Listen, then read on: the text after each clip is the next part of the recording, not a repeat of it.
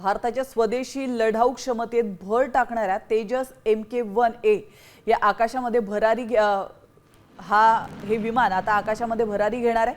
Hindustan aeronautics लिमिटेडच्या नाशिक प्रकल्पात तयार झालेलं पहिलं तेजस MK1A हे लढाऊ विमान हे 17 ऑक्टोबर रोजी सकाळी 11:30 वाजता संरक्षण मंत्री राजनाथ सिंह यांच्या प्रमुख उपस्थितीत आकाशात भरारी घेणार आहे। अलीकडेच MiG-21च्या निवृत्तीनंतर हवाई दलाची ताकद 6 दशकांतील सर्वात कमी पातळीवर येण्याच्या मार्गावर आहे आणि या पार्श्वभूमीवर HAL हलक्या तेजस लढाऊ विमानांचं उत्पादन वाढवण्यासाठी प्रयत्नशील आहे। आपण पाहतोय स्वदेशी शक्ती वाढवण्याच्या दृष्टीने हे मोठं पाऊल असणार आहे। भारताच्या स्वदेशी लढाऊ क्षमतेत भर टाकणाऱ्या तेजस MK1A या आकाशामध्ये हे विमान आता आकाशामध्ये भरारी घेणार आहे।